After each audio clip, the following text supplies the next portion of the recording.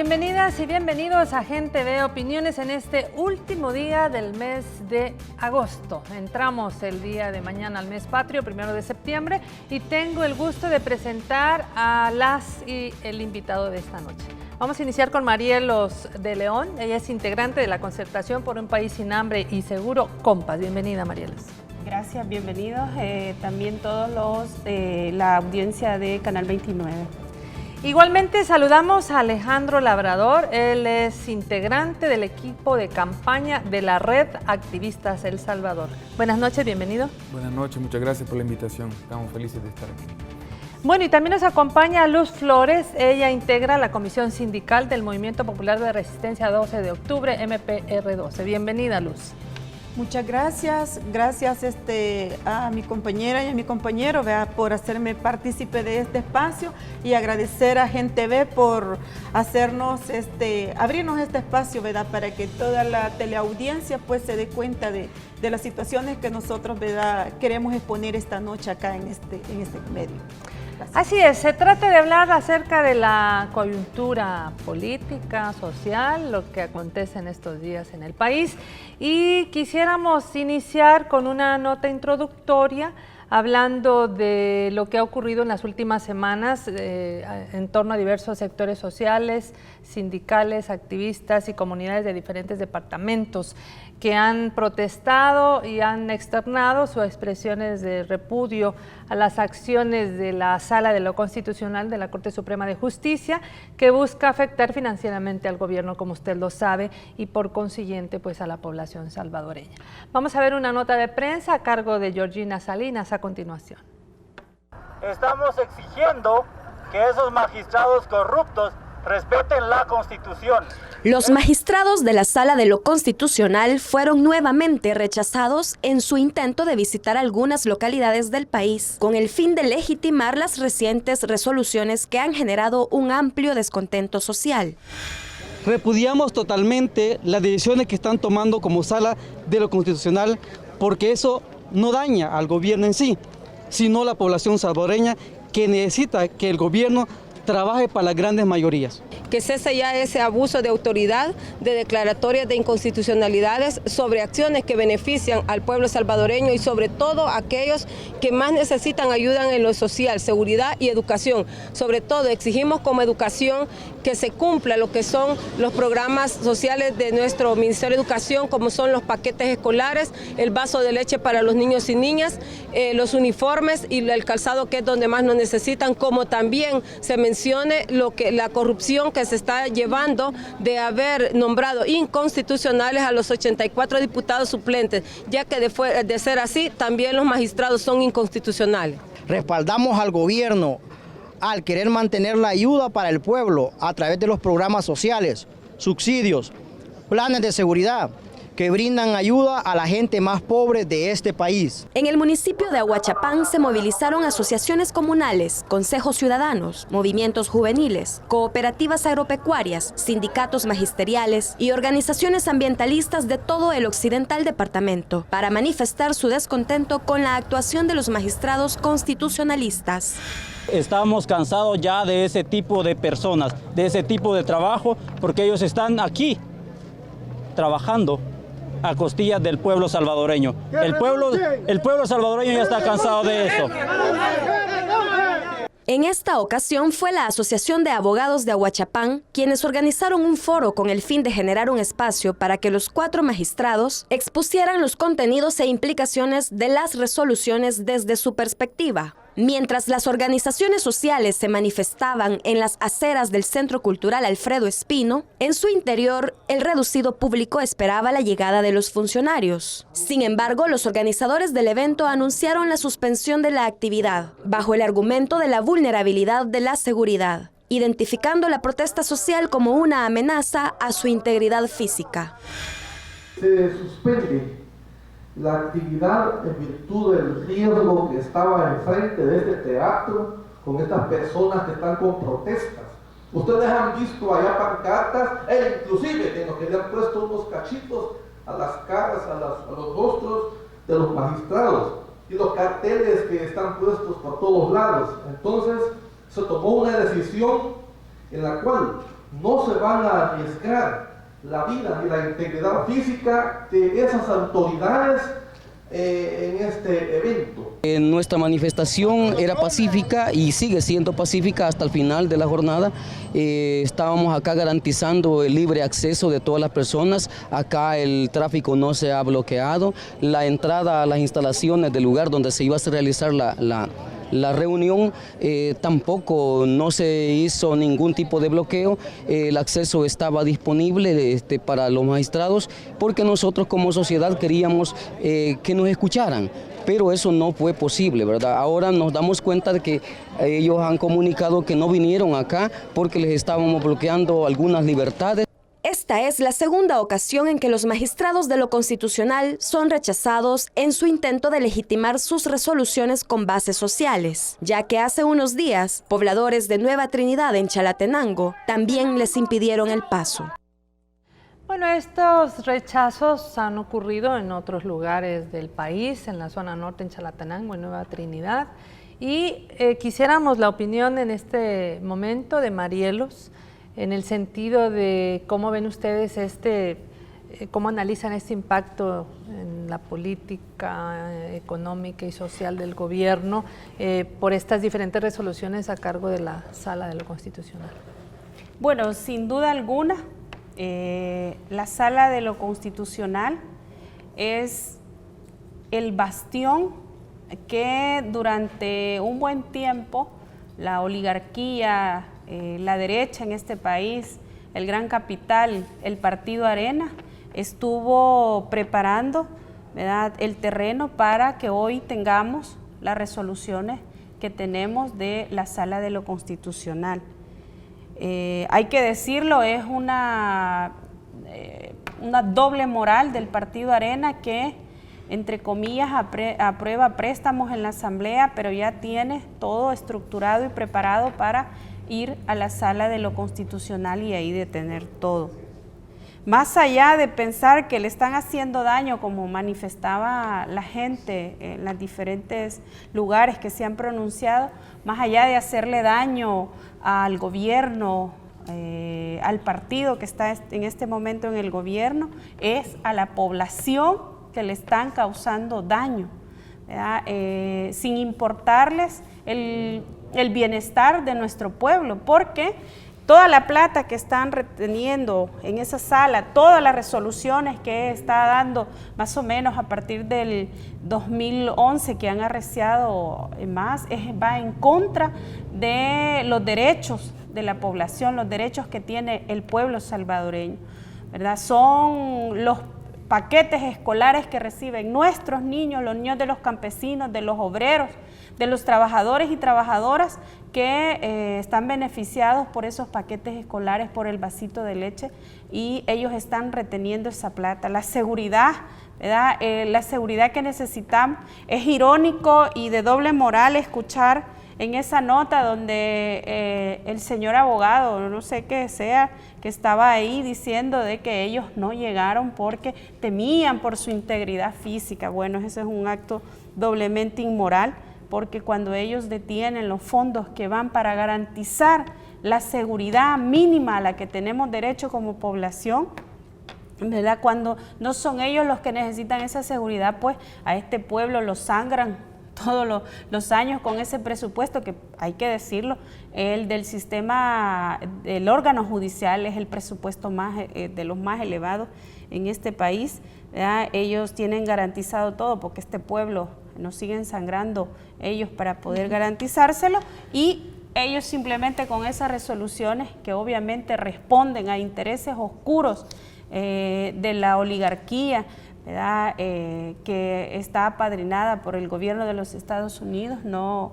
para nada es casualidad que traen a una nueva embajadora que ha estado en Afganistán, en Argentina, en Brasil, donde ha llegado con un plan estratégico a causar daño, ¿verdad? en los procesos progresistas que se han dado en esos países, y obviamente aquí no es la excepción. Ellos quieren recuperar el control, ¿verdad?, del Ejecutivo, y por eso es que con estas resoluciones están tratando por todos los medios posibles ahogar Y más allá de todos esos procesos, ahogar económicamente a este gobierno, incluso para que el mismo pueblo salga a reclamarles, ¿verdad? Y ellos lograr su propósito de recuperar el Ejecutivo y recuperar los privilegios que perdieron en el 2009.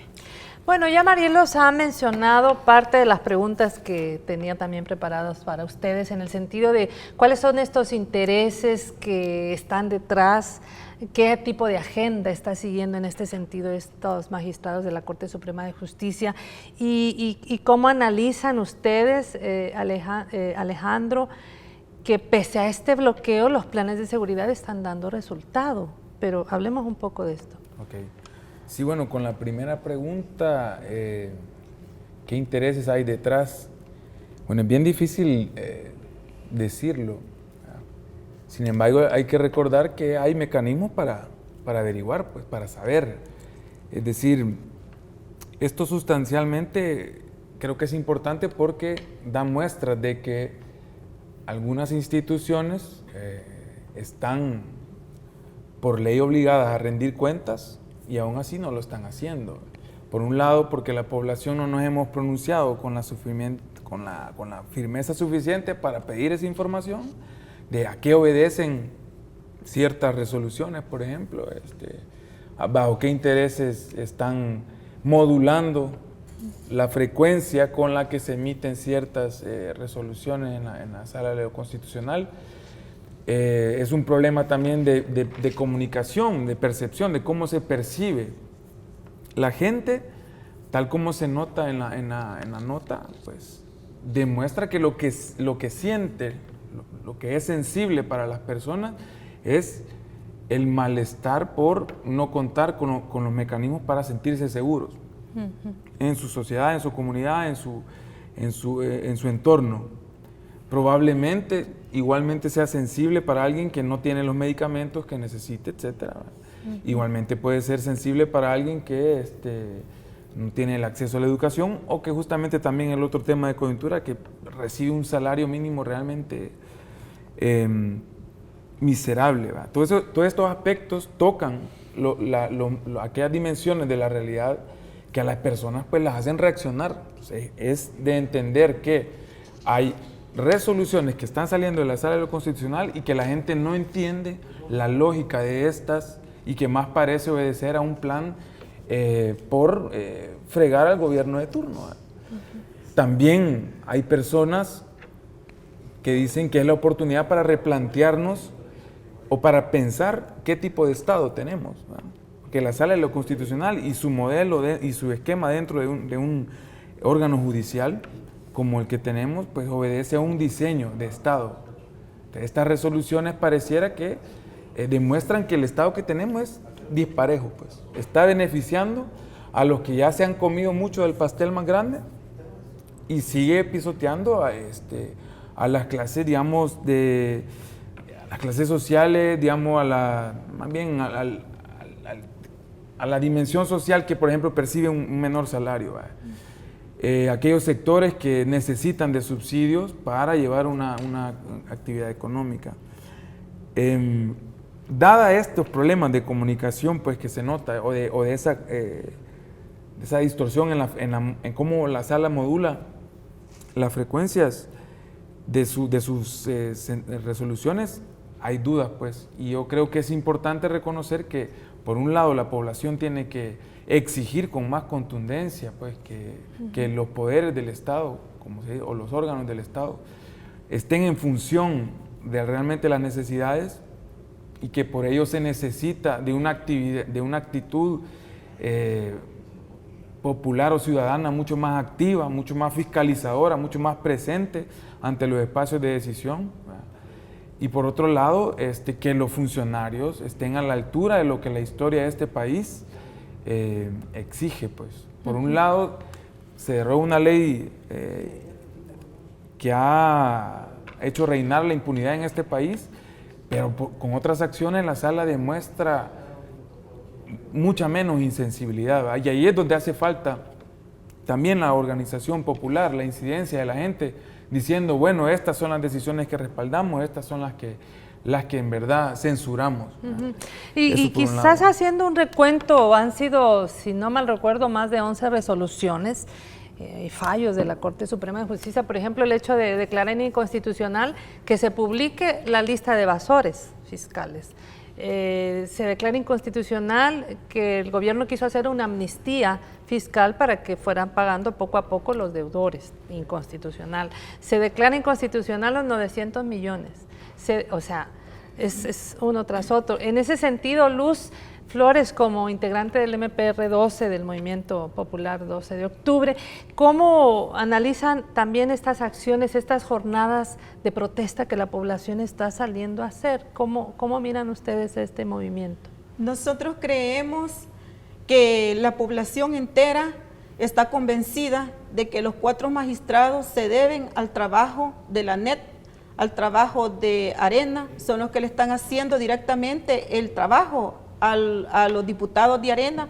Eso creo que la población entera lo tiene claro, y creo que como representante del movimiento social y sindical, creo que es importante las protestas que estamos llevando ante la Sala de lo Constitucional, exigiendo de que estos 4 magistrados sean destituidos de su cargo ya, porque creemos de que no han representado a la clase más desprotegida, que somos la gran mayoría. Y con estas resoluciones lo que están haciendo es ahogando al gobierno para que no se sigan, ¿verdad?, todos los programas que benefician a la clase más desprotegida. Y como ya decía acá el compañero, la Sala declaró inconstitucional esa resolución en donde se pedía de que las empresas que fueran, ¿verdad?, nombradas las empresas evasoras. Y entre ellas, yo aprovecho la oportunidad para decirlo acá, que la empresa Lido SADCB es una de las grandes empresas evasoras de impuestos y de violaciones a derechos laborales, ¿verdad?, y humanos. En todo sentido, la empresa privada es la que más está violentando los derechos, ¿verdad?, constitucionales, y que es la Sala quien le está haciendo el trabajo a todos ellos. Entonces, yo hago un llamado a la población en general a que nos aboquemos, ¿verdad?, a exigir que estos 4 magistrados sean destituidos de su cargo, que ya no sigan haciendo más daño a la población salvadoreña, como es el objetivo de ellos es claramente de que Arena vuelva al poder. Y creo que estamos preparados para no permitir de que Arena vuelva al poder, y no así, no por una elección popular, sino que como se ve que le quieren dar un golpe técnico al gobierno. Estamos listos para respaldar al gobierno, ¿verdad? No estamos apoyando estas cosas que sale ahí diciendo ese señor, como decía ya la compañera, vea, un abogado, vea, digno de lástima, decirle de que la población estamos de cara, dando la cara, vea, exigiendo como se está haciendo sentir en los diferentes departamentos del país. La gente ya está cansada de todas estas cosas, del desarrollo que ellos están obstaculizando para que sean, por ejemplo, al subsidio al gas, al subsidio a la energía eléctrica, la inseguridad social, que es lo que más está afectando a la población. Y bueno, y decir pues de que lo más vulnerable en este caso sería la población más pobre. Entonces, tenemos claro de que ellos, como vuelvo a repetir, son los que le están haciendo el trabajo a la NET y a los areneros. Ok, como dice Luz Flores, ella habla de destitución de cargos o renuncia. También se ha cuestionado la manera en que fueron elegidos estos magistrados, que así como quitaron a los diputados suplentes, en la elección que ellos tuvieron hubo suplentes. Entonces, ¿cómo analizan ustedes este tema? Vaya, qué doble moralidad, si se le puede llamar de alguna forma, tienen estos magistrados. Que los diputados suplentes son inconstitucionales, pero antes, ¿verdad?, de que a ellos los eligieron, no. Después de la elección de ellos o mucho tiempo después, entonces sí ya son inconstitucionales. Vaya, que ahí podemos tener certeza la población salvadoreña que tenemos un sistema judicial corrupto y corruptor que sin duda alguna está el crimen organizado metido en ese sistema judicial, que están los poderes oscuros en este país, que está el poder del gran capital que mueve los hilos para donde le conviene y como lo conviene. Y ahí creo que los magistrados de la Sala de lo Constitucional les han hecho, como decía la compañera, el trabajo apegados, entre comillas, a, digamos, procesos judiciales, jurídicos, amañados, viciados, que de eso la población salvadoreña conoce. ¿Quién no sabe en este país que si usted se roba una gallina le dan 10, 15, 30 años? Pero si usted se roba, como Francisco Flores, cientos de millones, bueno, le dan arresto domiciliario porque la población sale a la calle y lo exige. Si no, bien, ¿verdad? Pasan sin pena ni gloria, ¿verdad? Y de eso sabemos. Entonces, creemos que es importante todas las manifestaciones que hasta hoy ha hecho la población, pero no es suficiente. No es suficiente y hay que seguirlo haciendo. ¿Por qué este pueblo tiene que estar cargando con 4 tipos que son nefastos, que incluso está su elección en tela de juicio, que no sabemos de qué manera, de una manera amañada, oscura? Por lo menos 2 de ellos fueron elegidos o reelegidos en todo caso, ¿verdad? Y que votaron 13 diputados suplentes para ser exactos, y ahí está la información, no nos la estamos sacando de la manga de la camisa, ¿verdad? Y bueno, hay cuántos jueces corruptos no tienen procesos de investigación, pero que obviamente es difícil que corruptos estén juzgando a corruptos, ¿verdad? Y entonces en ese sentido creo que va para la población, para todo el pueblo salvadoreño, porque no se trata simplemente que hay que ir a defender al gobierno o defender el partido que está en el gobierno, se trata de que los salvadoreños y las salvadoreñas defendamos los procesos que nos han costado, que a este pueblo le costó sangre, sudor, lágrimas, y que ahora ellos se lo quieren bypassear por resoluciones amañadas y que perjudican al pueblo salvadoreño. Muy bien, con esto vamos al primer corte y al volver también queremos abordar el tema de salario mínimo. Ya regresamos. Bueno, como ustedes saben, el Consejo Nacional del Salario Mínimo ha realizado una serie de reuniones, una ronda con diferentes sectores para conocer su posición en torno a las propuestas, las diversas propuestas que hay en torno al salario mínimo. La ministra de Trabajo, Sandra Guevara, ha dicho que por el momento aún no hay fecha para entregar las observaciones al decreto de aumento al salario y que aún se encuentra en estudio. Parece que faltan todavía instituciones, organizaciones, personas que deben pasar por estas audiencias que está habiendo. Vamos a preguntarle a Luz Flores, ¿cómo ven ustedes, qué seguimiento le han dado a este estudio que se ha hecho en torno al salario mínimo?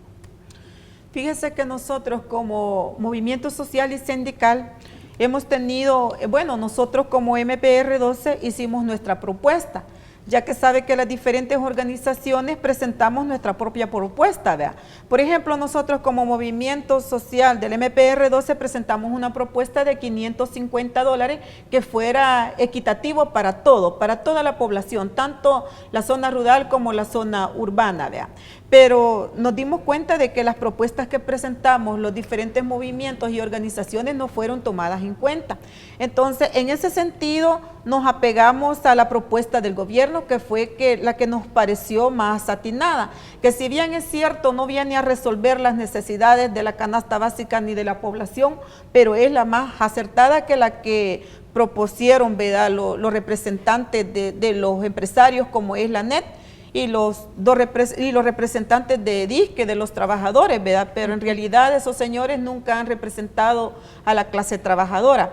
En ese sentido, apoyamos la propuesta del gobierno, que es de $300 para la ciudad y de 250 para el campo, vea.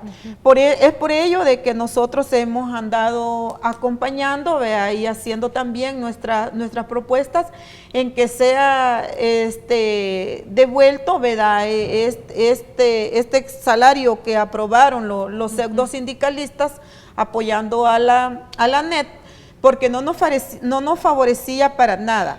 Es una burla, ¿verdad?, la que le han hecho a toda la clase trabajadora, al pueblo en general, con ese aumento de 20 centavos. Dígame usted si no alcanza ni para 3 tortillas, vea los 20 centavos que porque están a cora, ¿verdad? Porque están a 3 por la cora, o sea, no le venden menos de la cora.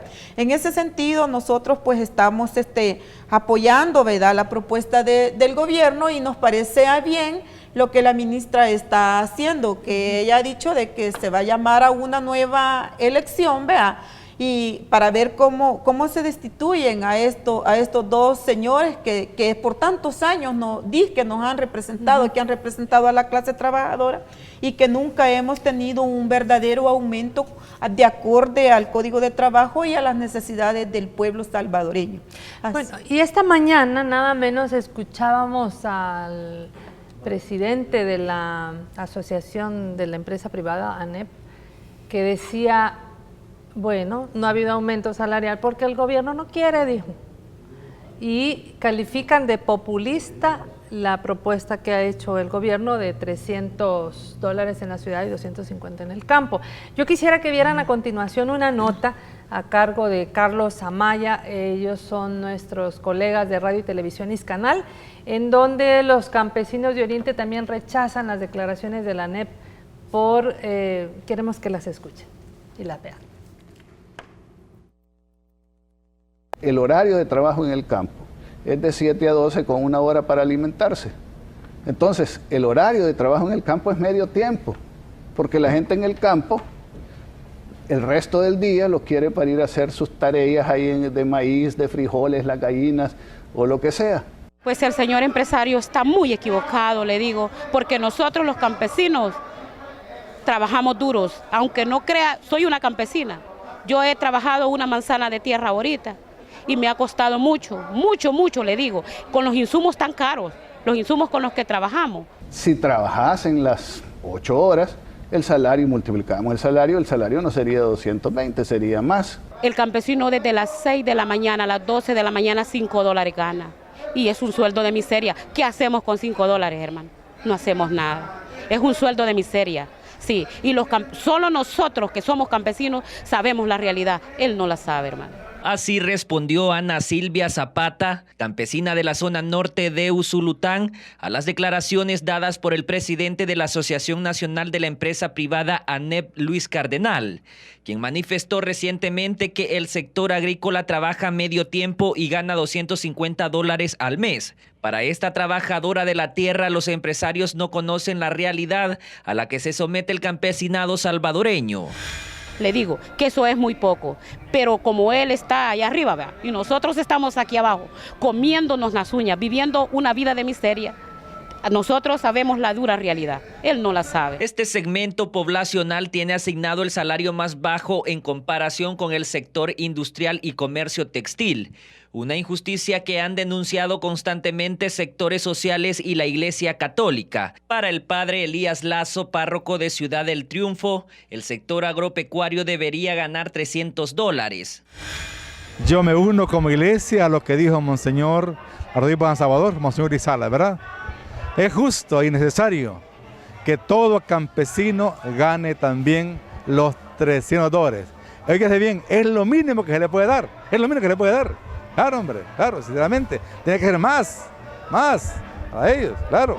Digo eso, ¿verdad? Sinceramente, $300 es mínimo, sinceramente, con todo lo que el campesino elabora y hace, ¿no?, en nuestro país. Pese a la presión social, aún no hay señales de poder alcanzar la propuesta del gobierno de aumentar el salario mínimo a $250 en el campo y $300 en la ciudad. Negatividad que quedó evidenciada por el presidente de la ANEP en una entrevista televisiva. Bueno, ya vieron las declaraciones. ¿Qué opinión les merece lo que dice el presidente de la ANEP y lo que dice la campesina y los campesinos? Bueno, yo creo que la compañera campesina lo dijo clarito, ¿verdad? Y el señor Cardenal, bueno, no sé en qué mundo vive. Primero, creo que es de doble moralidad que esté hablando que los campesinos trabajan medio tiempo, ¿verdad? Obviamente, él creo que jamás ni tiene ni ha ido a ver un jornal, ¿verdad?, una jornada completa de los campesinos y las campesinas y en las condiciones que esa gente trabaja. Y segundo, pues, ¿qué podemos esperar de alguien que va a proteger al gran capital. Entonces, en ese sentido, el señor cardenal o es extraterrestre o no sé de qué mundo es, pero salvadoreño sí, definitivamente no es y no conoce la realidad salvadoreña. Ni ganan $250 los campesinos ni hacen media jornada. Es una jornada en intemperie, en las peores condiciones. Y además de eso, El Salvador es uno de los países que más salarios diferenciados tiene. ¿Cómo es posible que en este país, a estas alturas, se le esté pagando al campesino una miseria que a veces no llega ni a $100? ¿verdad?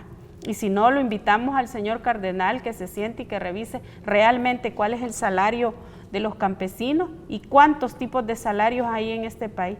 Que a las compañeras y a los compañeros del sector maquila se le pague otro salario que de por sí es miserable, incluso el del sector comercio e industria son salarios miserables que no van de acuerdo a las necesidades, la canasta básica, que yo no sé quién le ha dicho a la gran empresa privada que deben de ser 11 artículos, ¿verdad? Y quizás en esa lógica es que ellos estaban proponiendo junto con las cosas esas raras y oscuras que hicieron con los disque representantes del sector laboral en el Consejo Nacional del Salario Mínimo, que creo que hay que aprovechar y decirlo. Esos señores que están ahí en nombre de los trabajadores de este país, en el Consejo Nacional del Salario Mínimo, no los hemos elegido los trabajadores, no nos representan, no los conocemos, no defienden nuestros intereses. Ellos lo que han estado ahí creyendo que el cargo ese es a perpetuidad o por herencia en este país, ¿verdad? Viviendo de la clase trabajadora. Y aquí también hay que aprovechar y decir, los representantes del sector laboral y los representantes de la gran empresa privada, o sea, los señores de la NET, porque es la única representación que hay ahí de la empresa privada y no debería de ser así, cobran una dieta, se la cobran a este pueblo, a estos trabajadores a los que todos los días salimos a ganarnos la vida, nos cobran, ellos no llegan de gratis a sesionar a ese consejo.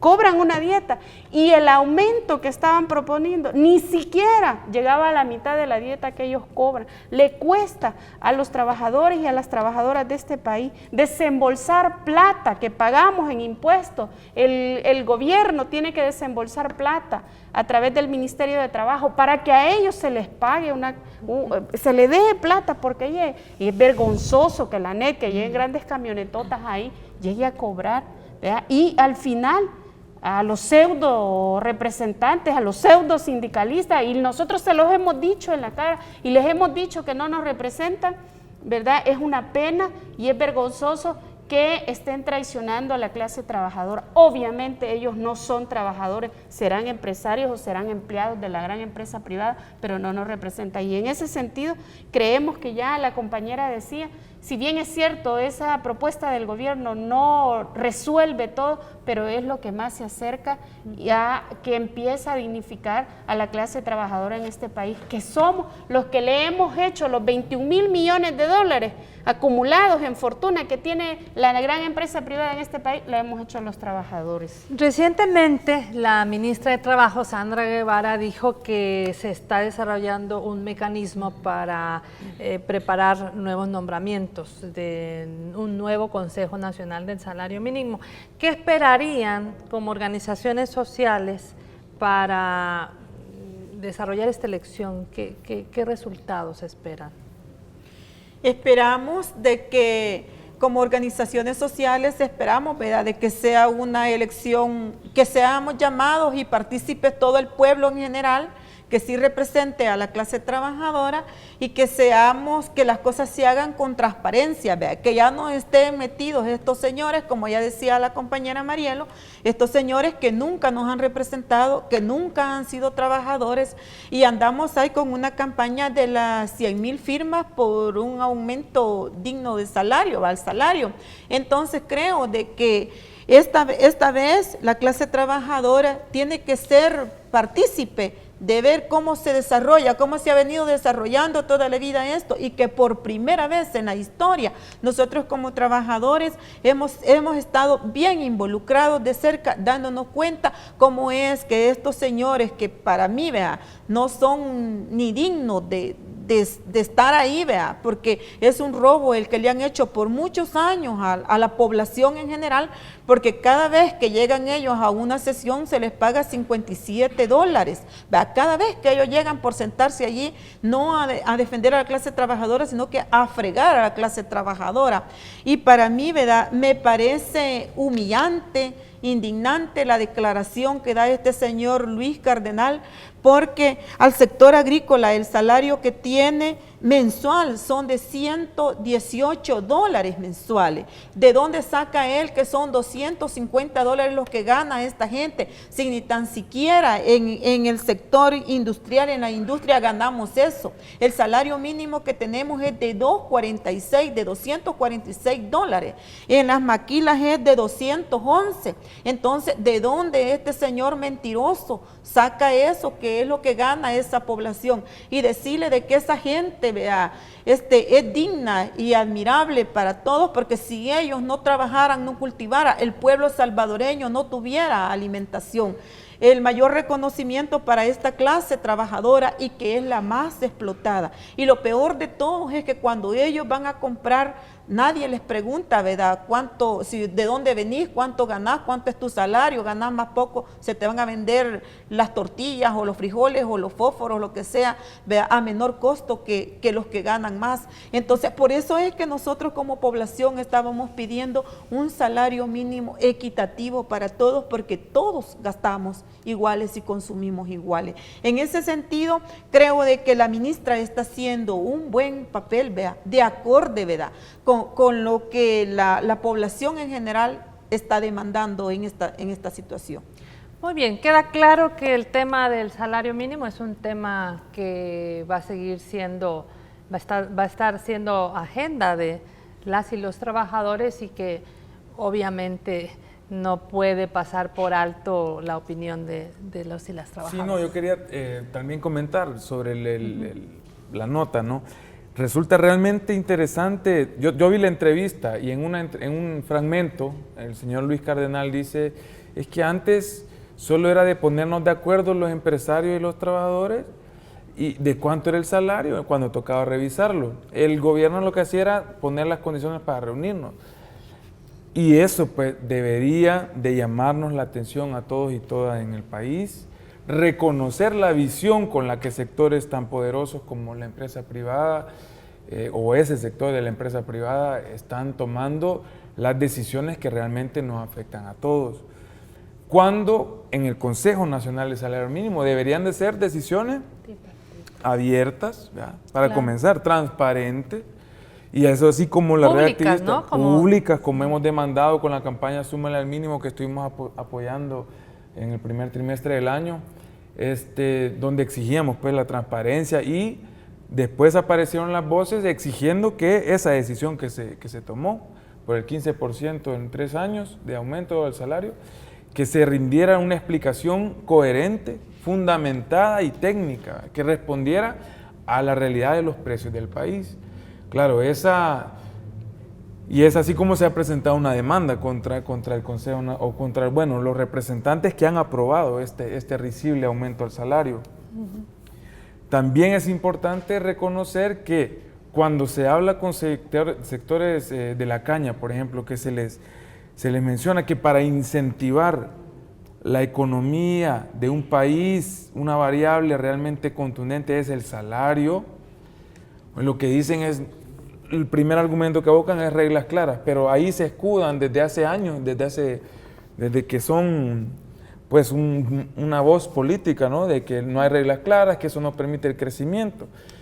Pero entonces, ¿cómo se explica que ellos son los que envían millonarias cantidades de dinero a paraísos fiscales? Que están ahí, hay estudios que demuestran cuánto es que sale de capital privado a paraísos fiscales en El Salvador. Entonces, si no hay condiciones para la riqueza, ¿de qué estamos hablando? Entonces, cuando los países más desarrollados, incluso los de la OCDE, ¿vale?, si tanto les gusta imitar el modelo neoliberal y de los países desarrollados, ¿por qué entonces no imitar esos salarios que tienen en esos países? Y está documentado, está dicho pues en estudios del Global Financial Integrity, de la TINDA, tanques de pensamiento en todo el mundo, que mencionan que los salarios dignos, ¿verdad?, que cubren realmente las expectativas de la población, son los que incentivan la economía. Aquí pareciera que es al revés. Cuando hablamos con los sectores los sectores cañeros, ¿verdad?, de aumentar el salario en la zafra, por ejemplo, porque es un trabajo realmente matado, realmente que exige muchísimo, es muy sacrificado y tiene de los peores, el peor salario en la escala de salarios del país. ¿Por qué no incentivar eso? No, vuelven a escudarse. Vemos entonces que la visión de país es realmente dudosa. Esos beneficios que dicen velar porque no se quieren imaginar ni las implicaciones de un default en El Salvador. Un default es cuando hay ese impasse económico del flujo de caja pequeña en el Estado, ¿no? Entonces, es un llamado a la atención también para que nos organicemos, para que sigamos presionando, para que exijamos la apertura de la discusión del Consejo Salario Mínimo, que se exija transparencia en por qué esas decisiones se están tomando de esa manera. Y bueno, llamar siempre a la organización. Yo creo que ese es un llamado que no debemos dejar de hacer. Muy bien. Hacemos el segundo y último corte y al volver, por supuesto, vamos a tocar el tema de los últimos procesos judiciales en este país. Ya regresamos. Bueno, en estos días, para todos, nadie es secreto, más bien todo el mundo conoce los últimos casos de escándalo de corrupción en el tema del ex fiscal Luis Martínez, el empresario Enrique Raiz y otros abogados. ¿Cómo han visto ustedes la actuación del fiscal general de la República, el actual, frente a estos casos de corrupción, Marielos? Bueno, yo creo que hay que recordar lo que un campesino le enseñó a Monseñor Romero hace muchos años, que la justicia en este país era como la serpiente que mordía solo a los descalzos.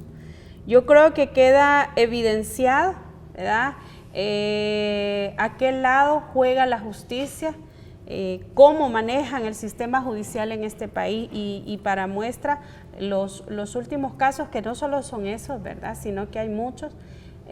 Creo que la actuación de la Fiscalía, en el caso del nuevo fiscal, bueno, la pregunta, ¿verdad?, y la interrogante y la invitación es que ¿por qué no se trata con igualdad los casos los diferentes casos judiciales que hay en este país? Que es importante, ¿verdad?, y que una de las funciones básicas y fundamentales que tiene la Fiscalía es perseguir el delito. ¿Y dónde está la persecución a los evasores y elusores en este país? Además hay 150 casos que presentó todos los Gerson casos, Martínez, no solo los que presentó superior, LNL, el caso Flores. Bueno, y si podemos numerar, bueno, ¿qué pasó con los destinatarios de Paquito? Pues, si bien es cierto, ya Paquito lo mandaron al otro mundo, que es lo más probable, pero están, ¿verdad?, todos los destinatarios, o sea, la plata, ¿dónde está? Y creo que es importante, y ahí tiene el reto el nuevo fiscal, que realmente imparta justicia, como él lo dijo en un inicio.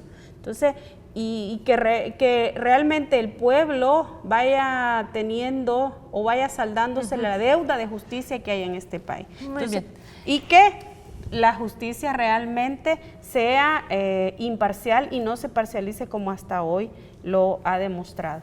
Rápidamente, la opinión de ustedes, porque quiero pasar a un tema que hoy conocimos y es el caso de Brasil, pero les espero a ustedes. Con las resoluciones, con el actuar de la Fiscalía, justamente como mencionaba la compañera, urge más contundencia si lo que se busca es cambiar la percepción de lo que sucede con la justicia en El Salvador, que justamente afecta a los más desprotegidos, a los más pobres, a los más empobrecidos, y que sigue privilegiando a los mismos de siempre. Lo que se busca entonces es que este mecanismo de justicia que hoy parecen haberse activado, bueno, que entonces estén en función de los beneficios de las grandes mayorías de este país. El tema también yo creo que podría ser importante es que como población nos pronunciamos con contundencia, pues que no dejemos margen de duda de que aquí se necesita una comisión internacional. Yo diría que hay muestras de que la justicia puede funcionar y que el pueblo debe velar también por ello. La ciudadanía también tiene que actuar. Luz. Yo creo que la población en general tiene claro que en el órgano judicial siempre ha habido gran corrupción. Y le explico por qué. Nosotros como movimiento social y sindical le estábamos pidiendo al exfiscal Luis Martínez que abriera una unidad especializada para aquellos casos de directivos sindicales, ¿verdad? De procesos de destitución de directivos sindicales, de todo eso, una unidad que legislara sobre procesos laborales, porque la Fiscalía no conoce absolutamente nada de derechos laborales. Entonces, decirle de que este señor, ¿verdad?, nos recibió un par de veces y nos dijo que sí, que él estaba en la disponibilidad de abrir esa unidad porque era urgente para toda la clase trabajadora, y luego cuando vio de que nosotros andábamos exigiendo que es lo de Paquito Flores, y nos fiscalizó que éramos nosotros quienes andábamos allí, ahí se acabó ya el diálogo que teníamos sobre el interés de esta unidad, que creo que es sería para la clase trabajadora de un gran beneficio, porque cuando tenemos resoluciones de los juzgados y acudimos a la Fiscalía no conoce absolutamente nada de derecho laboral. Entonces creo que por eso la población en general y los trabajadores se quedan sin hacer uso de su derecho cuando son despedidos o despedidas. En ese sentido, creo que me parece contundente de que exijamos, pues, de que la justicia sea aplicable para todo. Como ya decía la compañera, tantos jueces corruptos, que se prestan, los intereses económicos, y bueno, y ahí estamos viendo a ver qué pasa con este señor exfiscal. Muy bien, este día conocimos a través de las redes sociales las declaraciones de Adolfo Pérez Esquivel, Premio Nobel de la Paz 1980, que decía: querida Dilma, la democracia está de luto, mas nuestra América está en lucha contra el golpismo. ¿Qué opinan de la destitución de Dilma? Bueno, sencillo. A la presidenta Dilma en Brasil la eligieron aproximadamente 53 millones de brasileños. Y hoy, de una manera que muchos conocemos, ¿verdad?, 63 fulanos, 61. O 61, pero que no llegan a más de 65, deciden a ella, respondiendo a la agenda de los Estados Unidos y respondiendo a la agenda de la oligarquía en Brasil y a la oligarquía internacional, simplemente le siguen un proceso amañado, viciado, y que se ha probado a través de todo este tiempo, deciden votarla, y entonces, más allá de dañar a la presidenta o al partido, ¿verdad?, que la propuso, resulta que están dañando a el pueblo brasileño y están en un retroceso. Fue una mujer de las más votadas. ¿Usted cree que si hubiera sido un hombre hubiera pasado lo mismo? Yo creo que no, porque siempre en todos los países como que no quieren, ¿verdad?, aceptar el rol tan importante que nosotras las mujeres, ¿verdad?, podemos desempeñar. Y en este caso, para nosotros como movimiento social, es preocupante lo que ha pasado con la compañera Dilma, ¿verdad?, en Brasil, y decir, pues, de que es un retroceso el que se está dando, ¿verdad? Y vemos que acá en El Salvador la sala le está haciendo también el trabajo a los areneros, como ya lo decía anteriormente, ¿va?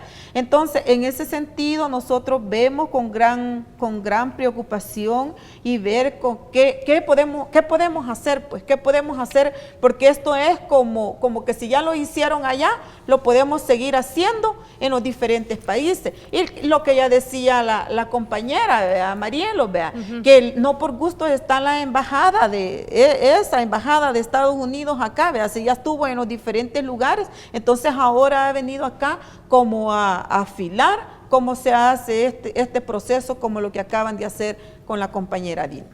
Alejandro, y muchos de los que han estado en esto están también con procesos de corrupción. Claro, yo siento que este es un momento realmente para que el pueblo latinoamericano en general considere replantearse la cultura democrática que vivimos, es decir, con qué niveles de participación, con qué niveles de interés a la vida pública, a la vida política nos acercamos. La muestra de esa presidenta con 54 millones de votos que hoy ha sido destituida, ¿verdad?, por una derecha realmente oportunista y dando pues un castigo importante a esas alianzas que se establecieron con algunos criterios con el gobierno de Rousseff, pero que ahora ha costado altísimo. Por eso yo creo que el aprendizaje para nosotros principalmente es a fortalecer las alianzas entre los sectores progresistas del país, digamos, que buscan una salida ya no polarizada, sino de consenso que responda a las grandes mayorías, siguiendo los caminos que ahora se han ido abriendo. Pues es de reconocer los avances que hay en las políticas sociales en comparación a lo que ha habido aquí históricamente en este país de despojo y explotación. Entonces yo creo que el golpe en Brasil realmente es un llamado a la acción, a la organización y a informarnos, pues. Bueno, ya dijeron nuestras invitadas e invitado, y yo quiero terminar nuevamente con la frase de Adolfo Pérez Esquivel. Querida Dilma Rousseff, la democracia está de luto, mas nuestra América Latina está en lucha contra el golpismo. Gracias por su sintonía y muchísimas gracias a ustedes por venir. Gracias a ustedes. Bueno, y a usted, amigo, amiga, mañana esta entrevista a las 7 de la mañana en retransmisión y a las 7 de la noche una nueva entrevista aquí siempre en Gente de Opiniones.